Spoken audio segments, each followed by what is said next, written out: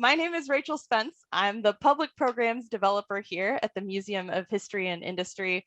And we're so excited to be doing this program with the Black Heritage Society of Washington State. And I will put in the chat a link to learn more about them. I'm going to turn it over to Carol in just a moment. But first, as we do with all of our programs, I want to take a moment to acknowledge that wherever you're zooming in from, you're on Indigenous land. So me here in Seattle, I'm here on and MOHAI is as well, the historic and contemporary lands of the Duwamish, Suquamish, and all Coast Salish people. We want to acknowledge the forced displacement of Native people from this land, while also honoring the endurance of the Duwamish people and Coast Salish people who still live here. To this day, the Duwamish people have yet to receive federal recognition. And if this is the first time you're hearing about this, we encourage you to learn more and to go to the Duwamish website, which we'll drop in the link. And when we're able to gather again, to go visit their longhouse over in West Seattle to learn more. And if you're one of the people we saw in chat who's coming from somewhere other than Seattle, very exciting and a good opportunity to learn more about the Indigenous communities near you. So we'll put a link to the chat as well to nativeland.ca. So please look at that and really take that moment to think about that history and continuance of the Indigenous people here. We also want to note that this last year has been an era of unprecedented protests against police violence towards Black people. And these protests in our community and across the nation are a call to action for each of us to state unequivocally that Black lives matter. This is Black History Month, but we know that Black history is not just one month. It's something that continues all year and that striving towards justice does as well. And we'll be hearing about that in many of the stories shared tonight. So for that, I am going to turn it over to BHS board member Carol Peoples-Proctor to tell us more about BHS and the wonderful speakers we're going to hear from tonight. So thank you again for being here. And yeah, Carol, take it away. Well, thank you so much, Rachel. And good evening, everybody. I am Carol Peoples-Proctor, a proud board member of the Black Heritage Society of Washington State. And on behalf of our beloved partner for well over 20 years, the Museum of History and Industry, and BHS, welcome you to When History is Your Story. Before we get started, I just wanted to share a little bit about BHS. I'm so proud that we are all volunteers. And we began in 1977, and our founders were Esther Mumford, the Yarbroughs, Jacqueline E.A. Lawson, Gula Gayton Johnson, and Mary Henry. The society became incorporated in 1982. And we are dedicated to the acquisition, preservation, and exhibits of our materials relating to history and culture of African Americans in Washington State. We present exhibits for local special events. We recognize African American pioneers regardless of their age and field of endeavors. And we are a premier resource that educates, shares, and collaborates with all communities to uphold the contributions of people of African descent. To get a taste of our very rich collection, visit our website or go to King County Snapshots. The collection, which you should consider donating to, includes memorabilia, photos, ephemera, artifacts, oral histories, family photos, legacy collections, business, organizational records, and on and on. Pre-COVID, we would meet once a month at the Jacqueline E.A. Lawson Resource Center, which is located in MOHAI's Resource Center in Georgetown. Pre-COVID, we had quarterly general membership meetings at various Central District facilities. We will get back to that, but right now we are quarantined. We are not going to be meeting in person.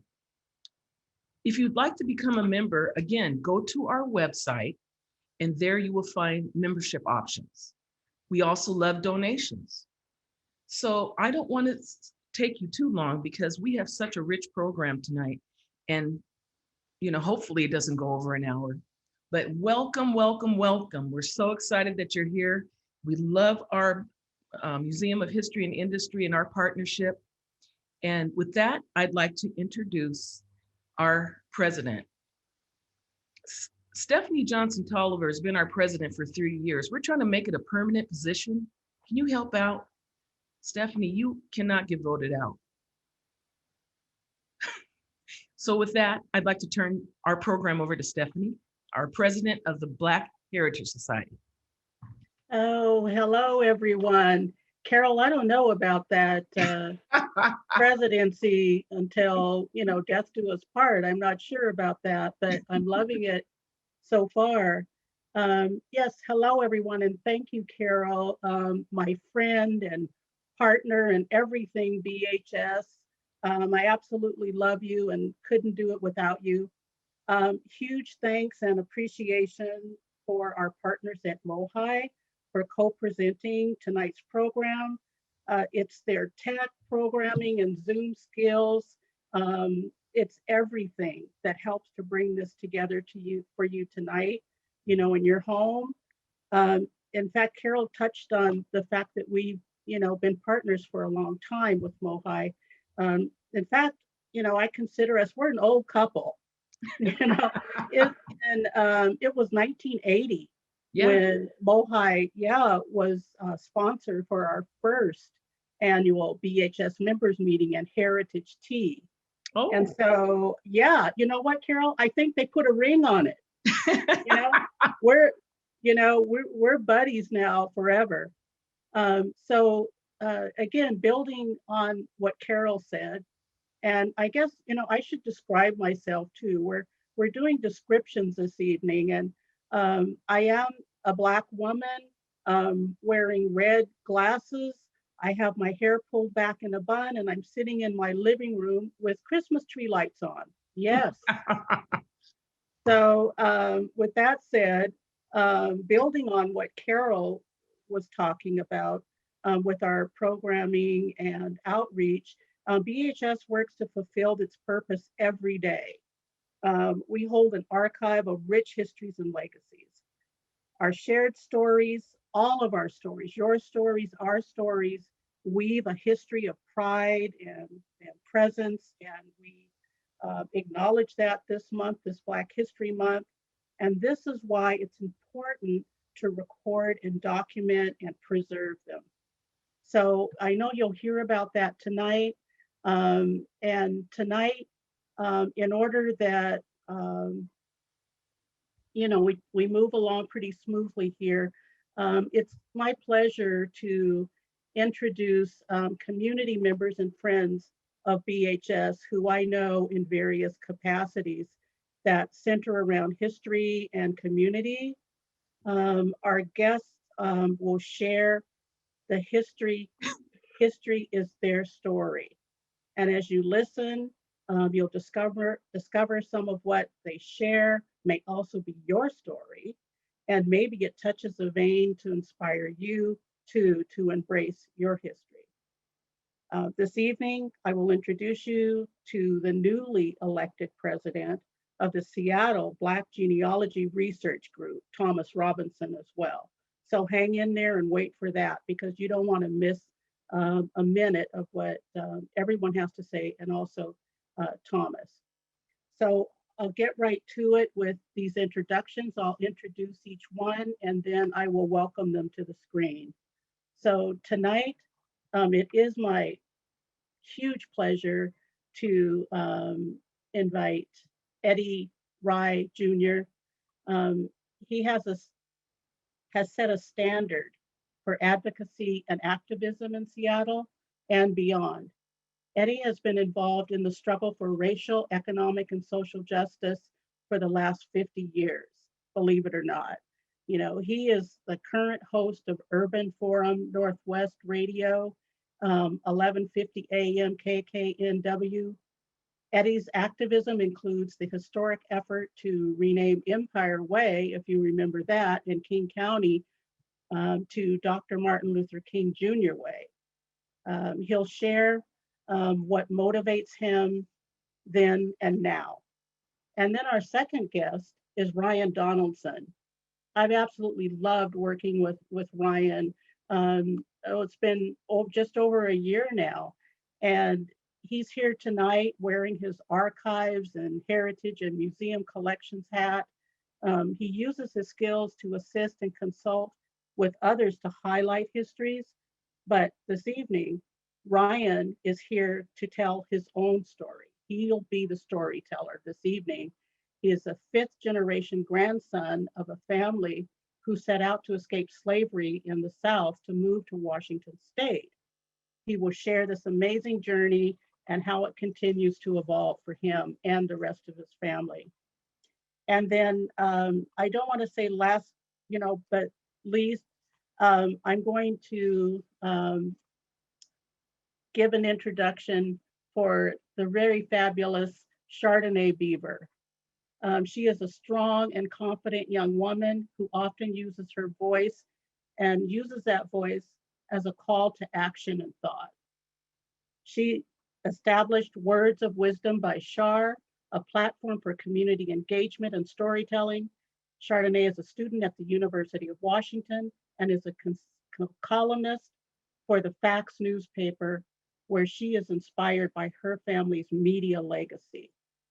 So with all of that said, I will transition. Let's transition to Eddie.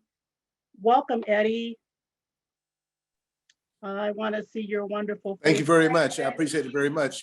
Yeah, we want to hear all you Well, prepared, all you prepared, and will share with us tonight. So I'm going to let you take it away, and I know you have some really fabulous pictures to share too. So I'll step back and let you go for it. Thanks, Eddie. All right, thank you very much, Stephanie. Appreciate the opportunity. As I indicated, I have been an activist in the Seattle area for over 50 years. My father came here as appointed by A. Philip Randolph to be the president, the Northwest organizer for the Brotherhood of Sleeping Car Porters. The picture that's up now is the United Construction Workers Association, led by Tyree Scott. The gentleman to the right with his hand in his mouth is State Representative Michael K. Ross, Michael Wu, Harley Bird. Those were folks who were making some changes in Seattle. Well, that was like in the 80s. I ran a community action program by the name of the Central Area Motivation Program in the 70s. And during that time, I also chaired the Central Seattle Community Council Housing Federation. And we released the first report on redlining of the Central area. We also work across ethnic lines, like helping El Centro de la Raza become a reality. This was an opportunity when we actually had to take over city council. That's me standing up with the hat, and Lim Tui, the president of the council's spot. The gentleman to the left, the second person is Roberto Maestas, the founder of El Centro de la Raza. The gentleman sitting at the secretary's desk is former King County Council member Larry Gossett. And that's King County Council member, Seattle City Council member Sam Smith, Phyllis Lampier standing at the door. We took over the council that day. I also was involved with a number of activities in terms of trying to bring about economic justice and economic equity. Now, the picture you're seeing right now is a sad note. That was, I was a pallbearer, the person with all the hair to the right. That was the Jimi Hendrix funeral at the Dunlap Baptist Church, which is on Rainier Avenue South in Seattle. In addition to that, I hosted a radio program on KYAC radio in the late 70s. Well, actually, all doing it in the 60s and 70s.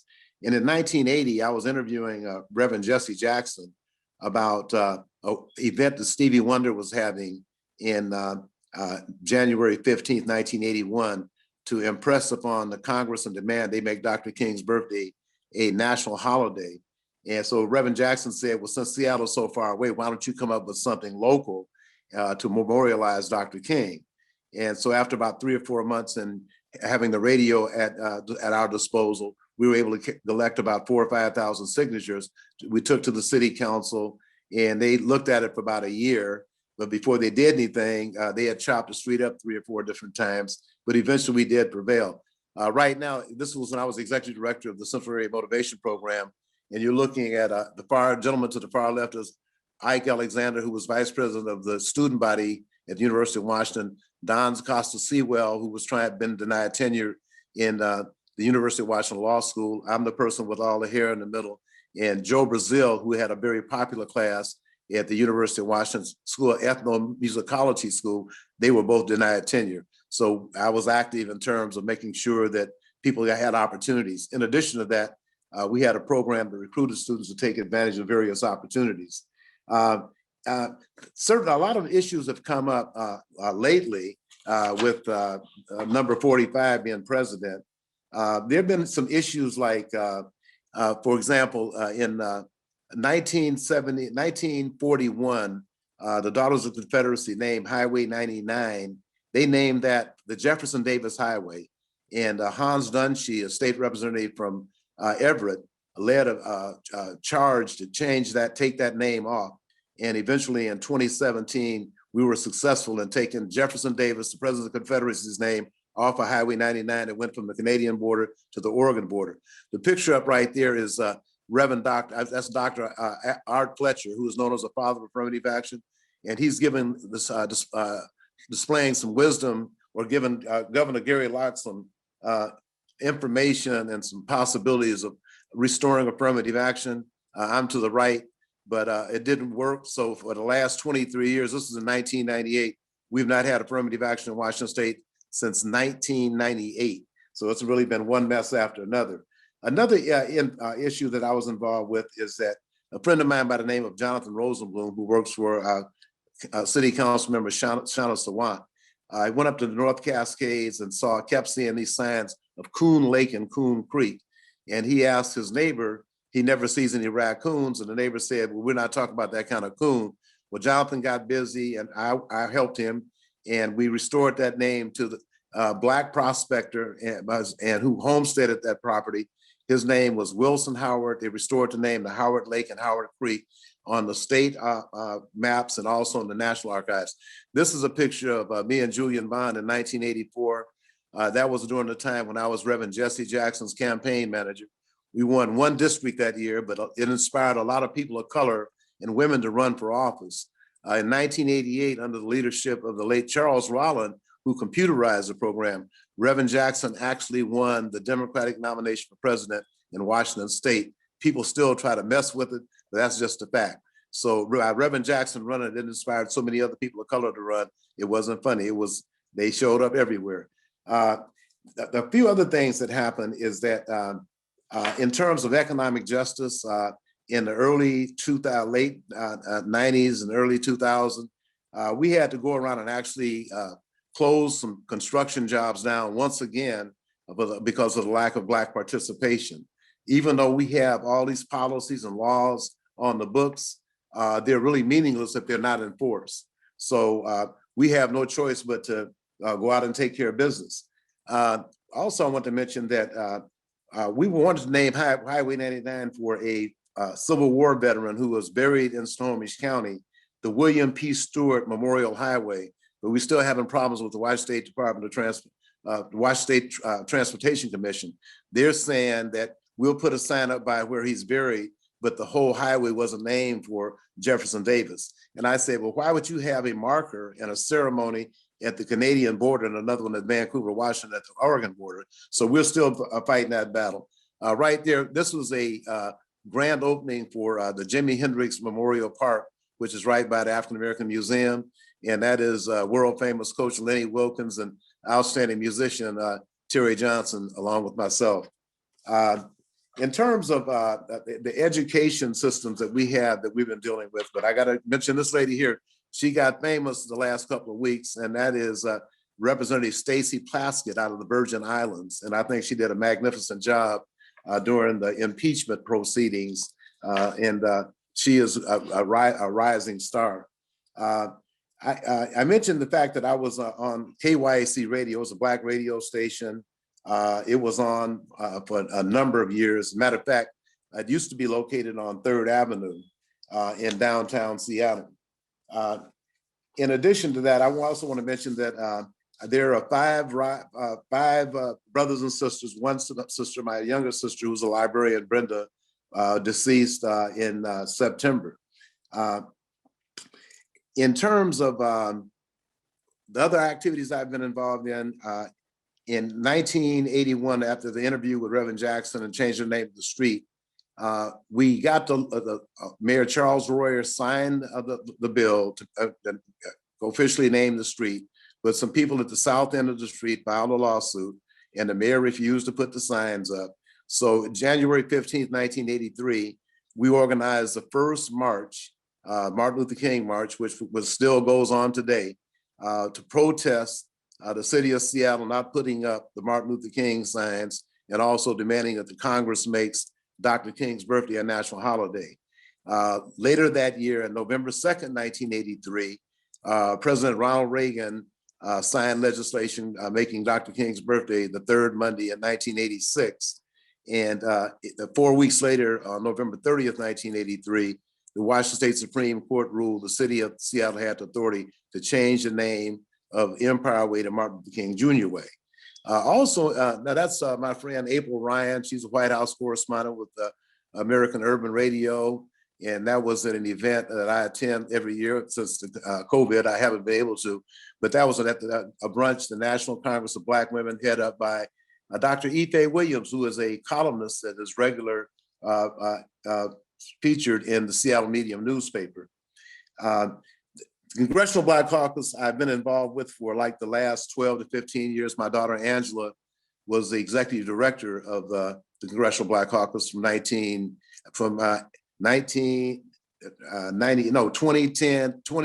to 2013. And because of her involvement, I've been going back and forth to Washington, D.C.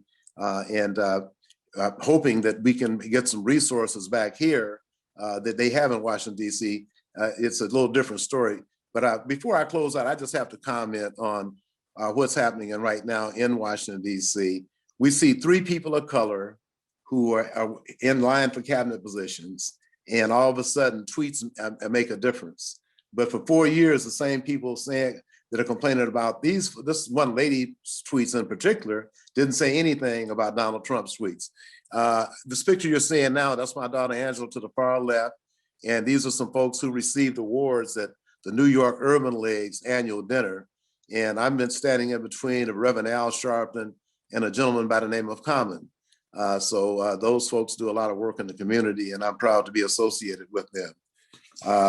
So anyway, I will cut it short because I know that we have other presentations, and I'm here for the question and answer section, but if you want to keep going, that's I received the Harold Moss Legacy Award from the Tacoma NAACP, and that to the left is Gail Alexis Ray, the Secretary of the Tacoma branch, myself holding the award, the late Harold Moss, who is now deceased, and then the president of the Tacoma NAACP, Reverend Dr. Gregory Christopher. So if we want to run through these, I can just let you know who was on there, but I was very proud to receive that award. Matter of fact, Harold Moss was the first Black mayor of Tacoma, and he also was been followed by 2 Black females. That would be Marilyn Strickland, who was just elected to Congress representing the 10th District, the first African-American Korean, who is our first member of the Congressional Black Caucus. And Reverend Dr. Gregory Christopher is also the senior pastor of Shiloh Missionary Baptist Church in Tacoma as well. So how am I doing, Madam Chair? Eddie, you're doing absolutely wonderful. And I know this is just barely, enough time for you to be able to share all of your history, your activism. Thank you for your activism and reminding us that, everyone can find their place in it. It doesn't necessarily mean you have to be out in the streets, but writing letters and whatever you can do, stay active and not complacent. Join the NAACP, make a $30 investment in yourself and your civil rights. There you go. And support the Black Heritage Society. Yes, all of that. And Eddie, I know that you touched on respecting our legacies and about digging deep. And then that's exactly what Ryan Donaldson has been doing for the last few years. So I'm going to bring Ryan on. Thanks, Eddie. We're going to get back. Thank you. We're going to get back to you in a little bit. but I'm going to bring Ryan on right now. Hey, Ryan. Hi. Oh gosh, my screen is doing something strange. I'm sorry, everyone. I'm going to try to get rid of it. Okay, wow. Ryan, I'm going to let you too just, get going and share your slides too, because your story is a really important one and really fascinating too. So we'll let you tell it. And I know there's going to be some questions for you at the end of all of this. So we'll get going and I'm going to back away. Thanks, Ryan. Great. Well, thank you, Stephanie, and thank you, Eddie, for telling those amazing stories as well. So I'm thrilled and honored for the opportunity to share my family's story of the Donaldsons and how we've come to the Pacific Northwest. And so if we move on to the next slide.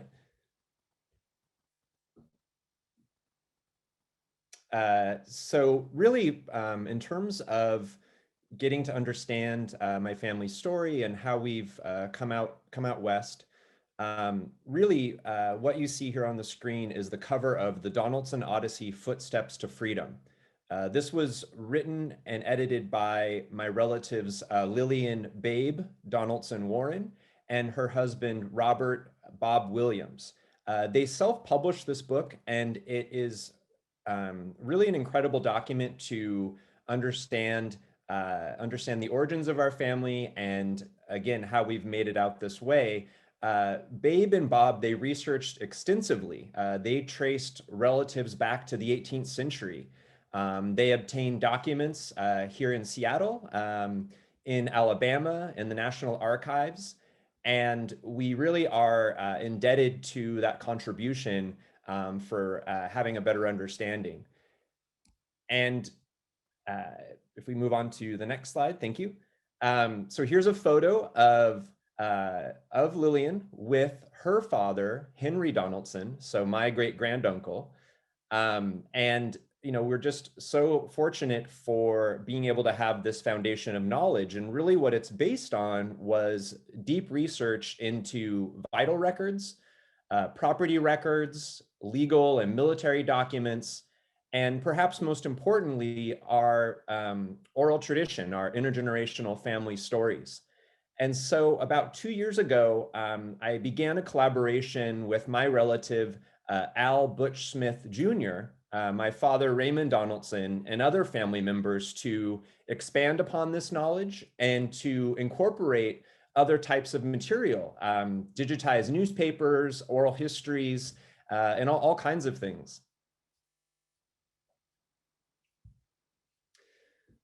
So this is a photo taken in 1995. It was the first Donaldson-Bentley-Livingston family reunion. And what it clearly shows is we have a large family. And we all trace back to Jesse and Anna Smalley Donaldson. So these would be my great-great-great-grandparents. And they are the grandparents in some form to many of my relatives. Jesse and Anna had 8 children over a 16-year period, and then 7 of those children had their own branches or bands. So I'm part of the general, he was also known as J.J. Donaldson's band, and Butch is a part of George, also known as Sharky's band. General and my great-great-grandmother, Louisa Nicholas Clark, then had 11 children. And so to keep kind of a focus on our research, we mainly have looked to our own bands, though we are wholly welcoming of information and collaboration across all the family lines. So who are Jesse and Anna Donaldson? Jesse, our family patriarch, was born enslaved in Hazel Green, Alabama in 1846 to the white plantation owner Levi Donaldson, and Sarah, Jesse's mother, who was enslaved. Levi inherited Sarah and her 2 daughters from his father-in-law, John Aminet, a French Huguenot who immigrated to the United States in 1776 and fought in the Revolutionary War. On the 1860 federal census, Jesse was listed as mulatto, and this photo shows the Donaldson Cemetery in Hazel Green that I actually had a chance to visit, which was quite a moving experience. So this image shows the original plantation house. So this is where Jesse spent the first 18 years of his life. And then when he turned 18, he walked out that front door and escaped the plantation, joining a recruiting party that was in Tennessee, and he joined the Union Army in the Civil War.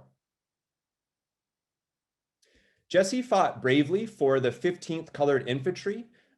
His group primarily guarded munitions in the Nashville area. He sustained significant injuries. He was shot. At one point, the captain had hung him by his thumbs for reasons we're not sure. And he spent many years actually trying to obtain his pension following the war. And then after the war, he met Anna in Georgia.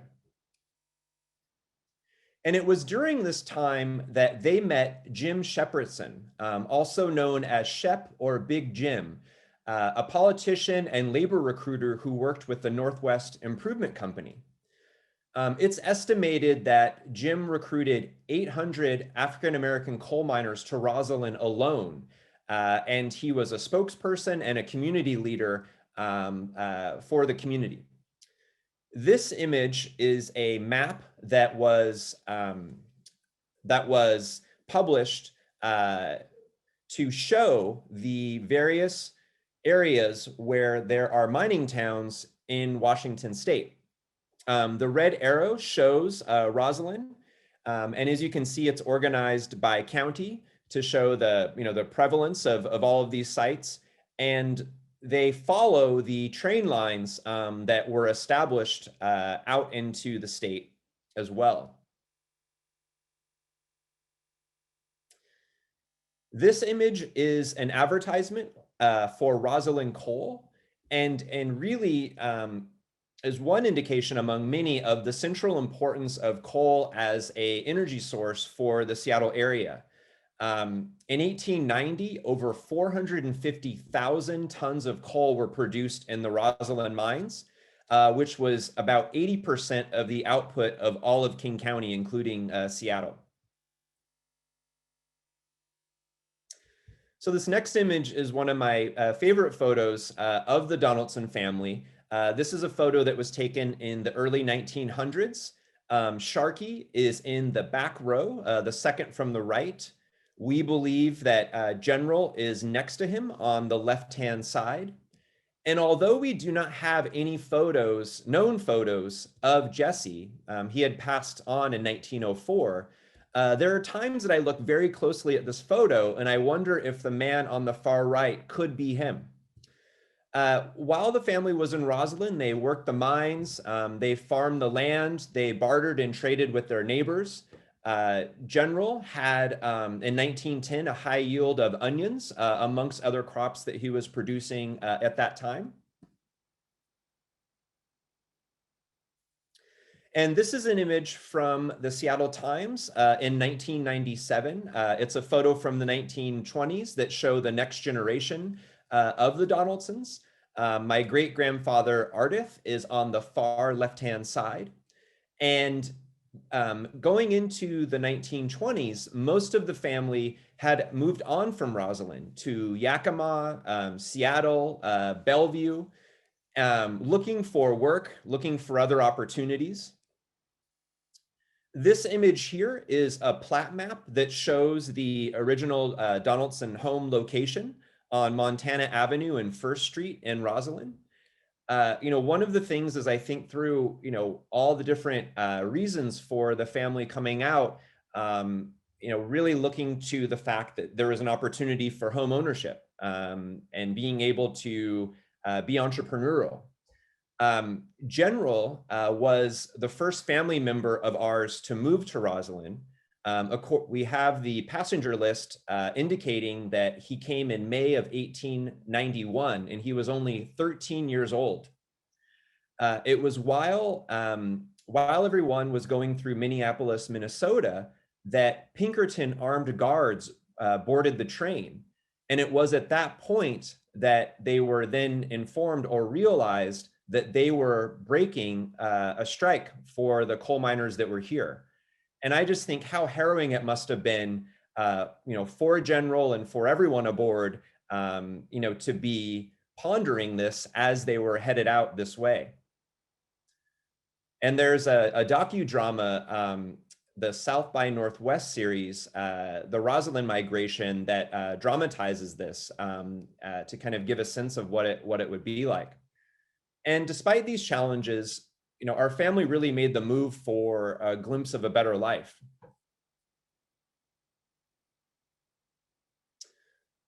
So here's an image that has General. He is standing with the hat on the left-hand side.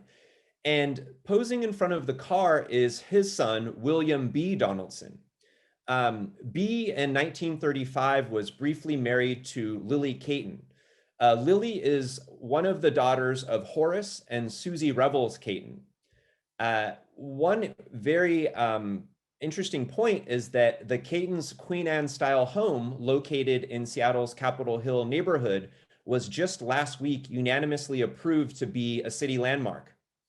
And the Catons, according to Dr. Quintard Taylor in The Forging of a Black Community, were the most prominent African-American couple in the Pacific Northwest by 1900. The Catons published the Seattle Republican newspaper in Caton's Weekly. And one of the aspects of our research has really benefited from reviewing the digitized newspapers. And here's where we're adding more to the overall Donaldson Odyssey story and learning about new details. This is available on the Washington Digital Newspaper site. And so here's one article of many. I just had to pick one for this evening. And this shows the Rosalind sections. So there were local news sections that the Catons covered, providing much more detail about these communities. And so this particular article discusses Anna, the family matriarch, and Jesse's wife, and mentions how she's a leader of the Baptist Church, that she went to a national convention in Cincinnati, and that in 1902, she visited her or our family in Tennessee. And so, what we see here is everything from these types of visits to legal cases, other types of social events, medical maladies, all of it's there. And it's really been an incredible experience to learn more through this review. And it's also something that, in addition to the Donaldson family, it talks about many of the other African-American families that were these pioneers of the Pacific Northwest. And so one way to think about the Donaldson's family experience can come from inspiration from this quote from Isabella or Izzy Donaldson in her senior year yearbook in 1935 for Cleveland High School. Izzy is a part of Sharkey's band. She married Al Smith, the renowned photographer, who are the parents of Butch. And she says, "I'll be sad for no one." And I think there's a lot of different ways to take that. But in this particular case, just thinking about the fact that despite all of these hardships, despite coming into Washington State with that mindset of, breaking the strike and facing all of this hostility, that there was this opportunity that the family seized that for all of us as descendants, we benefit from. And we're so fortunate and grateful for that. And on the topic of gratitude, there are many people and organizations to thank. In particular, Stephanie, thank you so much for all of your help and advisement along the way. Everyone has been great to share time, attention, resources, knowledge. This list is incomplete. And I want to extend, the thank you to you all for, being able to listen tonight. And before I go, there is a clip that I would like to play, and it is of Henry Donaldson, my great-granduncle, from a documentary that was done called The Forgotten Pioneers that was put out by Cairo in 1988. In this clip, Henry talks about his experiences growing up, and to be able to hear him and to think of, my grandfather, Raymond Donaldson, and his mannerisms being so similar, and to have that first person account is really remarkable. Differently. Differently. It was rough, I can tell you that much. What do you mean rough? Well, I mean, you weren't allowed to go a lot of places. That was Seattle by the 1920s. Henry Donaldson is 78 now. Cataracts haven't obstructed his view of the past. Donaldson was a child of the mines. Coal had been discovered by the 1880s. Roslyn, Franklin, and Black Diamond became mining towns. In 1888, blacks were brought up by the trainloads recruited from all over the South when white miners went out on strike. And that's how my dad come out on one of those trains. Now, I heard there was 3 train loads came out, but he was on one of them. I don't know which one he was on. Donaldson's dad came in 1900. He was only 13 years old at the time. It was a tough time. The strikebreakers needed guns for protection. See, number 3 mine was the biggest mine in Roslyn. And that's where they had all the trouble started, was number 3 mine. And that's when they brought the strikebreakers in. They went into number 3 mine. When the strike was finally settled, the black workers moved on to other mines and more labor unrest. Eventually, all the strikes were settled and a lot of black men were out of work. Some, like Donaldson's father, went east to farm. Most, though, drifted to Seattle.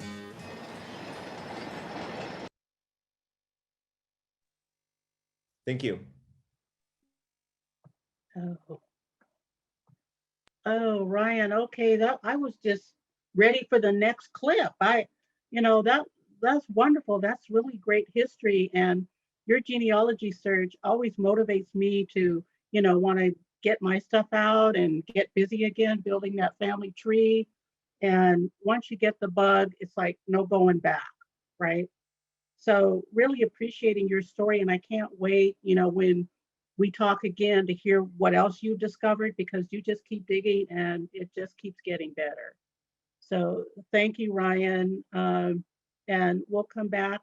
Hopefully we'll circle back with some questions. Thank you. So that leads me to the idea of standing on shoulders, and standing on the shoulders of family is something that many of us can identify with. And many of us will be able to identify with Chardonnay Beaver. And the story that she's going to share is generational and it's inspiring. So Chardonnay, want to join us? Hi. Hi. I know you've got so much to share too. Your story is rich. It's something that's evolving too. So I'm going to back away and let you go ahead and share what you have to share tonight. Yes, thank you so much, MOHAI and Black Heritage Society. It's a pleasure.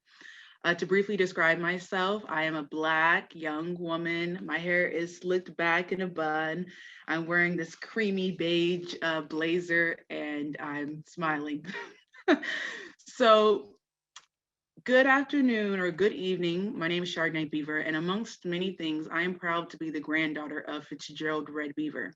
Since childhood, I always understood my grandpa to be this public, influential figure, somewhat larger than life. I admired the lasting impact that the facts has had on generations, young and old. His story always seemed so distant, yet near. Someone I never met, yet he is a part of me. Next slide. So let's get right into it.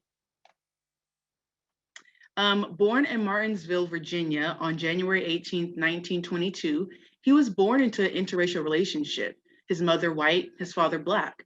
Being that he was the only child, his mother instilled values of education, for she was a school teacher. He completed high school in Martinsville, Virginia, and he later attended A&T College in Greensboro, North Carolina. Now, fast forwarding to his life, next slide. My grandfather's career in media and finding his voice was always along the way. So first, he started his radio career in North Bend, Oregon, and continued radio and public relations training in Los Angeles, California. By 1955, he returned to Portland and developed a radio personality on his radio show, Eager Beaver, along with establishing a magazine. Throughout the years, I've had many community members come up to me and share their stories of him bringing Ike and Tina Turner down to Portland for concerts at his station, back to school drives, just being a figure and constantly being generous to those in which he cared for, which was his community. And to that point, in 1961, he moved to Seattle to manage KZAM FM, the first Black-owned radio station in the Northwest. KZAM, as some would refer to the station, was a broadcast facility, small and modest, located on 24th and Union in Seattle's predominantly Black Central District.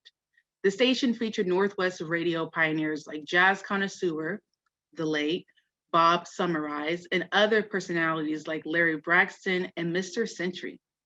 However, in 1 week, my grandpa decided to publish. He found a printer, sold advertising, gathered news, and went to the press. And on September 7th, 1961, that same year, the Facts newspaper was established, appearing as this pink 16-page metro-sized chronicle of Black heritage, reporting the excellence in transitions within the Black community. Next slide.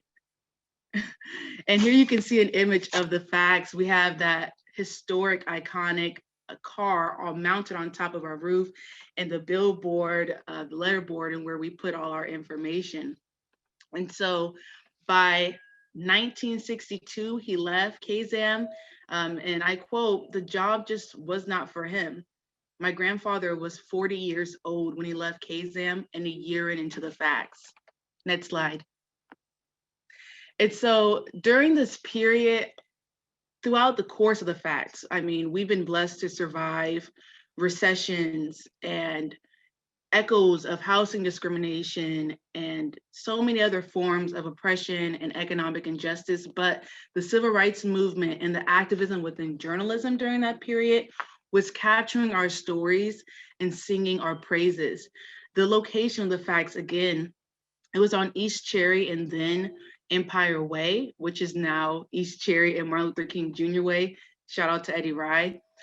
That was allowing us to be a hub and capturing the stories and essence of Black people, Black news, our day-to-day lives.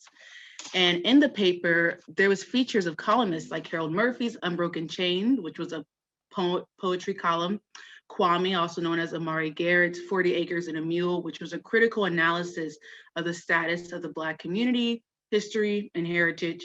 And then Dave Mann, a great friend of the family and my father's godfather, he was a former athlete, Man's Bites and Pieces, a sports column. However, my grandfather found his own right of activism when writing his own column titled, first, it was Right On, from the publisher's pen, and then later transitioning from that to from the publisher's pen. It served as a vehicle for him to state pieces and topics like Black history, housing disparities, the necessity of education, and the overall progress of Seattle's Black and Brown communities. Next slide. The Facts served as a drum of the village. So you have to remember that during this time, there are waves of whether it be folks coming in from the South during the Great Migration, or also folks just settling in. And although he was in his 40s, developing the paper, creating new vehicles for other Black journalists, it was a pivotal time in history in which there was no social media, and Blacks were able to use their voice through this vehicle. And so 3 words that I could describe my grandfather as would be tenacious, precise, and generous. My grandfather believed that there was value in people, which was a message that my father, his youngest son, would pass along to me. His awareness of where the community was speaks to his precision in his relationships. He had great relationships with politicians, ranging to youth in the juvenile detention center. He genuinely cared, and anyone who walked into the office felt that love. My grandfather, during his lifetime, received over 100 community service awards. In addition, my grandpa also was a teacher. Mr. Beaver, as folks would call him, he was a teacher and a mentor to many. I mean, considering publishers like Chris Bennett of the Seattle Medium newspaper and Bernard Foster of the Scanner newspaper out of Portland, Oregon. He gave them and many the opportunity to explore the realm and craft of journalism and storytelling and art and photography. He also formed lasting relationships with other Black media outlets along the West Coast, from areas like Southern California to Arizona. Next slide. So you can see this is a picture of the legendary Dee Charlene in her salon with two women, one reading the facts paper and then the medium paper. And it just speaks to the echoing legacy of Black media in Seattle. Next slide. So again, echoing that point, my grandpa received so many different awards. This was actually our family home right next door to our property on East Cherry and now MOHAI Way. Yes, and he was a legendary golfer in some ways, amateur as well, but he would travel up and down the West Coast competing. And I would say and have to argue that his treasure and his greatest trophy was his family. My grandfather was married, moving to Seattle to Verna Beaver, a respected beautician and entrepreneur. Next slide. However, he later married my Nana, Elizabeth, and they wed and raised their three children, Levon, Marla, and Dennis, in the Central District. As well as his older children who lived outside of Washington, his adult children, which included Pat, Loran, Emilio, and Lanita. My grandpa truly enjoyed golfing. Again, he traveled, and because of that reason, my father was a member of First State Junior Golf Team, which allowed him to become a dynamic golfer because the organization was valuing Black golfers and allowing them to compete in a sport that usually doesn't include folks who look like me. Next slide. And so I have spent a lot of my life in this office, a lot of my early life. And on January 1st, 1992, my grandfather passed. This office symbolizes home for my family, along from it being a hub and a historic site for the Black community. When he passed at the age of 69 due to long-term health concerns, the community grieved a mentor and a teacher and a friend and a leader. But what I hope you get from this message today is that he was also a father, a husband, a friend. And my Nana now had to take on the role of now being not only a widow and a single mother to a teenage son, which was my father, but also stepping up and embarking on the journey of becoming a matriarch and taking on her husband's dream, which we know as the Facts newspaper. Next slide, please. And so this is an image of my father, my two siblings and myself. And you can see that family and our legacy, the business, is woven into our unit. My father, after my grandfather passed, took on later along the lines, took on the chief and editor role. And today the chief and editor role is now with my auntie Marla Beaver. But you can see that during this period, not only was how the Black community absorbed media changing, but the era of digital era changed, right? So we have the 2000s where the way that in which we perceive and understand media is no longer the same. With cell phones, you don't need a 16-page layout, but you need something that's still gonna get to the essence of our community. And that's what we try to do. We pick up where the daily paper leaves off, in the words of my grandpa. Next slide. And so this is an image of my family, not all of us. This was actually probably sometime we were all getting together. But my grandfather, although he's not here, his legacy still resides with us, whether it be us doing layout together or joining each other in family conversations and moments. this is what he missed, but yet this is a part of him. Next slide, please. And here I am. I'm a student at the University of Washington studying political science and communications. And somehow throughout my life, although I've known him to be this huge figure, I miss the points and pieces of him. I've seen my family grieve their father and their husband, and yet it felt so distant until, next slide, until now. I'm a columnist in the Facts with my column Words of Wisdom by Shar. Wow, by Shar. And it's been a pleasure to be able to share his story with honor. I understand my grandfather to be a man that valued people. And one of the sayings in which he lived by was, I should not pass this way but once. Therefore, any good I can do or any kindness I can show, let me do it now, for I should not pass this way again. And that is a true message of what he stood by as a teacher and a leader. I know that our time is short, but I thank you guys for coming on here again. Thank you, MOHAI. Thank you, Black Heritage Society. And thank you to my Nana, who's the reason why I'm here today. Thank you. Oh, Chardonnay, I'm just, I was getting a little emotional there at the end. I mean, honestly, the community media legacy that you continue to build and shape is something I know that I want to follow. And I still pick up my Facts newspaper. I pick up the hard copy every chance I get. So keep doing the good work, and much love to your family. Thank you. And we'll circle back to you in a minute.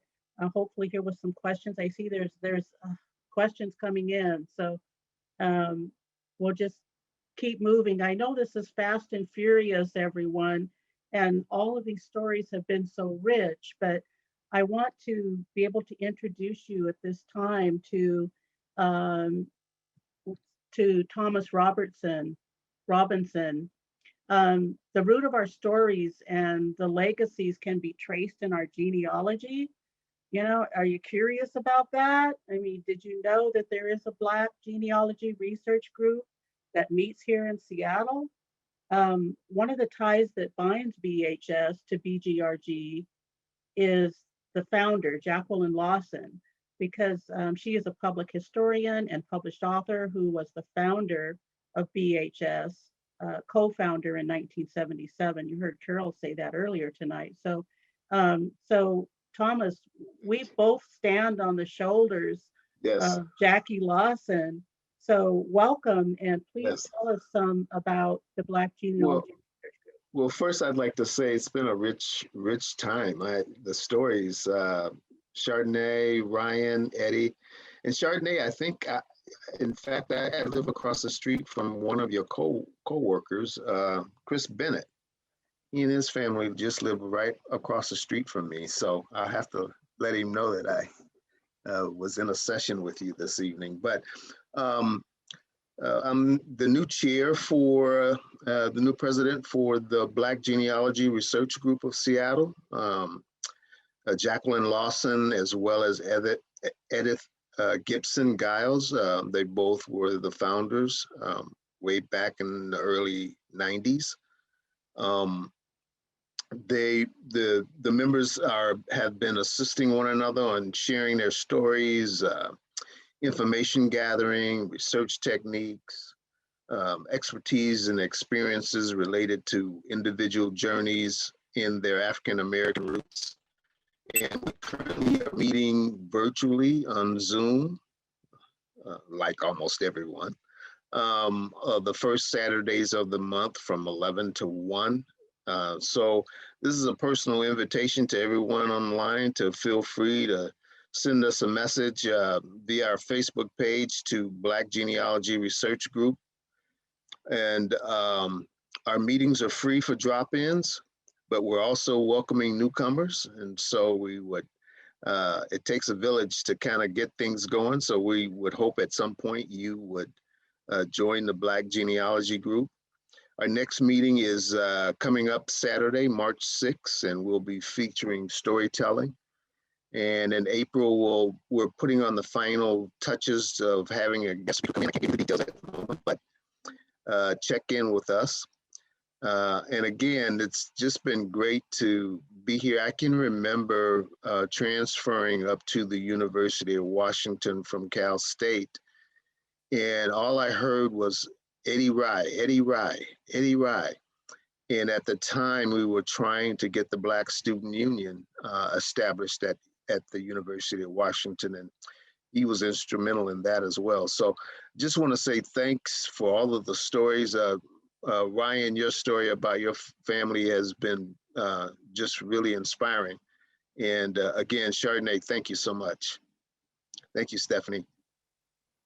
Yeah, Thomas, I know that I've been joining your group. I try to pop in whenever I can. And, you know, I'm so inspired by that group. They're such a great group and really easy with sharing the research and pointing you in the right direction. So I would encourage anyone who has interest in discovering their roots to please, you know, join the Zoom with the research group. They're just a really fabulous group. And congratulations, Thomas, on your presidency.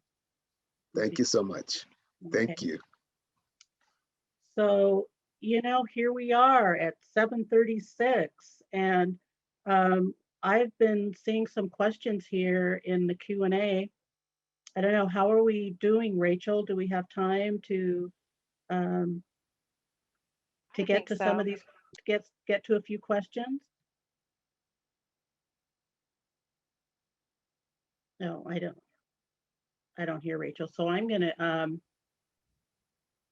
go ahead and look. There's, gosh, you know, there's a question here for you, Eddie, and I don't know if the rest of our guests you're able to see into the Q&A. I'm going to welcome you back on the screen, all of the guests.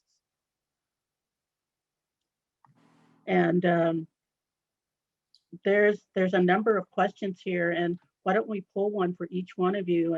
And Eddie, there's a question here that says, what is your proudest accomplishment and contribution? I think my proudest accomplishment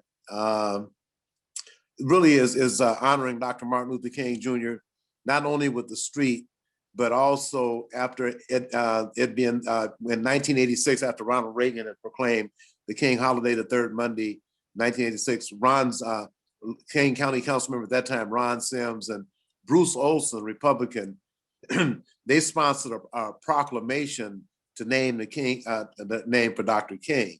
But in 1999, 13 years later, at the annual MLK event, I put a motion on the floor that it's been 13 years, no one knows this is King County, and Larry Gossett was to seek the remedy to change the names. It turns out only the state could change the name of a county, and to his credit, then State Senator Adam Klein introduced legislation 8 times, and it finally passed in 2005, and Governor Christine Gregoire came up to the King County Martin Luther King Jr.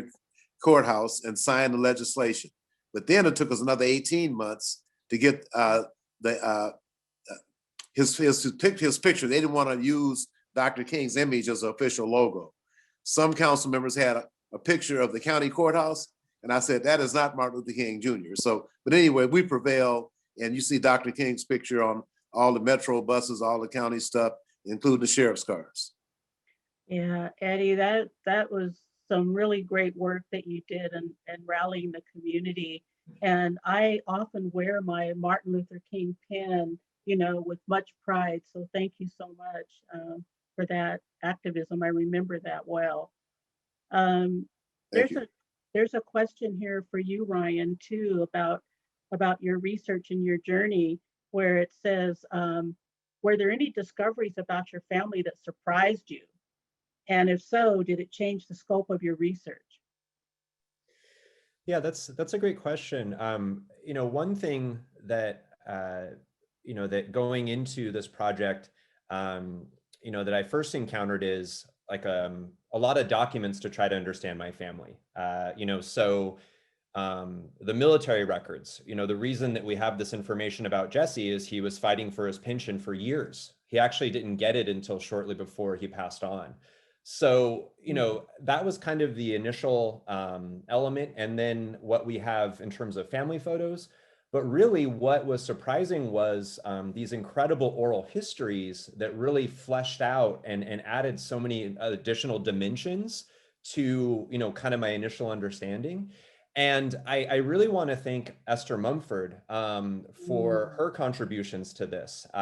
You know, I know she is a beloved figure to, you know, to many, especially with, you know, the panelists today. But, you know, in terms of this research, Ms. Mumford actually responded when I had reached out in regards to, you know, trying to find out more about my family. And the thing that floored me was in reaching out to her was her saying, "Oh, well, I interviewed your family."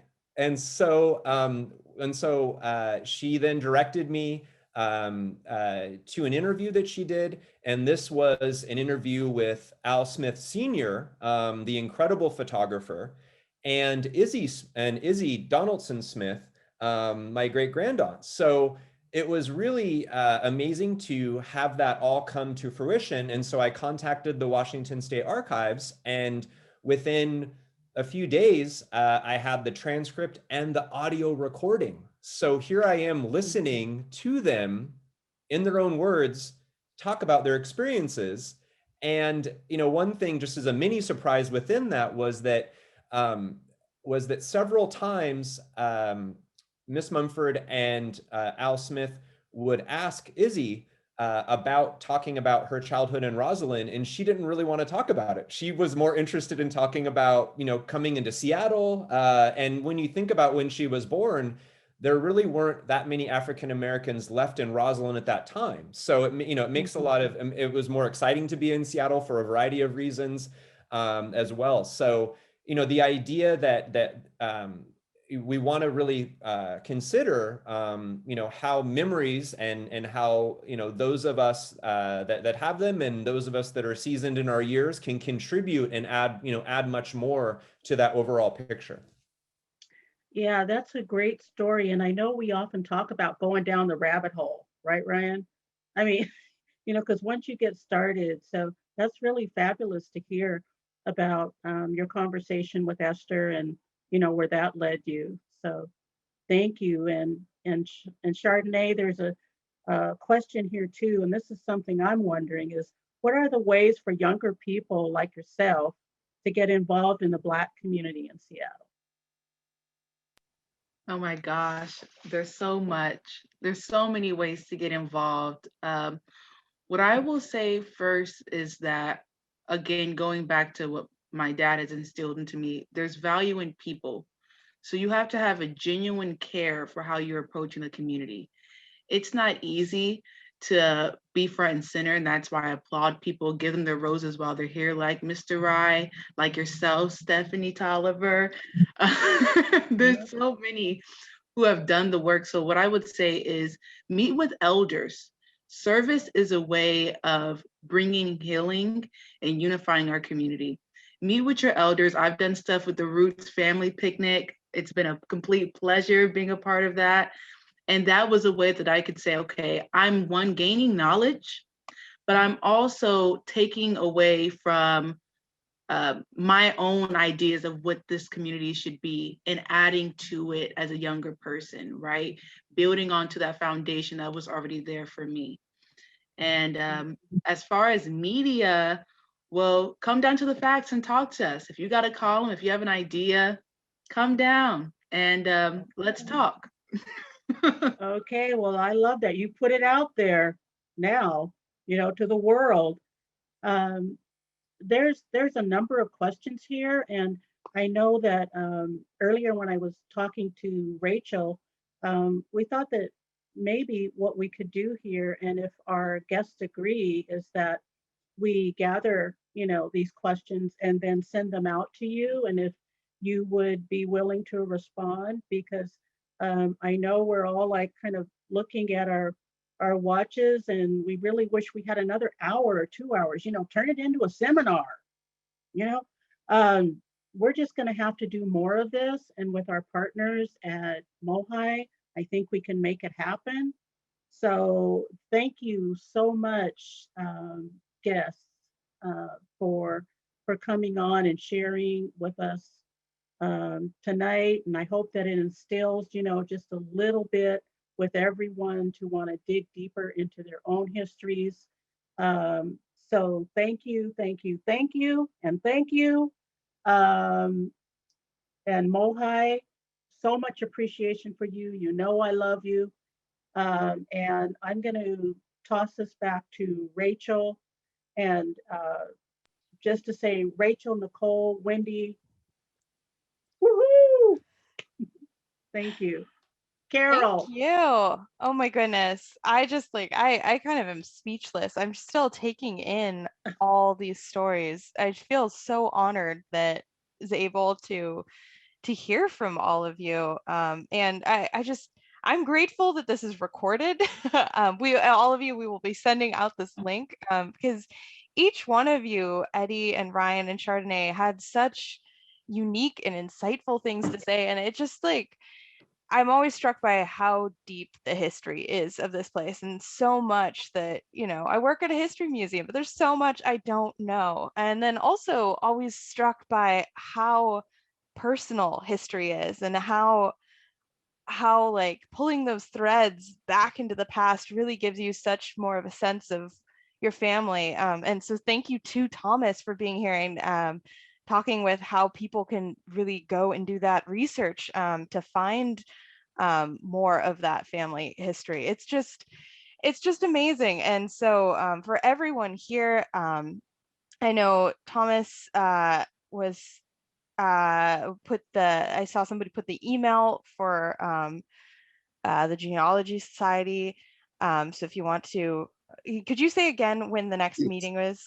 The next meeting is March 6th at 11 o'clock. We usually meet from 11 to 1. And you can reach us through seattlebgrg.com. Great. And then last but not least, I just want to give the biggest thank you to the Black Heritage Society of Washington State. I mean, I think it was either Stephanie or Carol was saying that it's like being a married couple. And I just want to second that. We are so happy to be in partnership with you. And this has just been, one of MOHAI's longest partnerships. And we learned so much from you. We learned so much from the programming we get to do. We miss being able to be on site with you down in Georgetown, and we look forward to being able to, come look at historic photos together. And that just, and to everyone here, we're going to drop the link for BHS in the chat too. So please reach out to them, do your own genealogy and family history, or just in general to learn about the wealth of history and material there is. So thank you. And again, I wish we could have gone all night because there is so much here. And before we leave, we would love your thoughts on this presentation. We're always trying to learn and do better. So we're going to drop a link to a Survey Monkey. Please, it'll only take like a couple of minutes. So please fill that out for us. That will be in the chat. And then the recording will be posted up on YouTube, as well as we'll send it out by email. And then another just quick plug, our next presentation is going to be on March 13th. We're doing one, it's a democracy dialogue. We're going to be talking about legalizing equity in the marijuana industry, and specifically talking about some of the legislation that's been passed to rectify inequity in who's being able to operate marijuana businesses. So that link is in the chat, and it'll also be on our website. And then finally, if you learn something new or enjoy the work that we're doing in this unprecedented time in history, we really would love it if you are able to become a member or support us in any way beyond this unforeseen closure. And even if not, just please come back. Come back to our programs. We really love staying connected to you. We miss seeing your smiling faces, but we're so happy that we're able to continue to connect digitally. So stay in touch with all the great organizations, and we will be posting the link to the video. And the biggest thank you. It's overwhelming. Yeah. I know. Thank you too. It's so overwhelming, everyone. It's really true. Right. So We'll yeah, see you on the radio, Eddie. All right. So thank you, and have a wonderful evening, everyone. Stay safe, stay healthy, and we'll see you soon. All right. Thank you. Bye. Thank you so much. Thank you.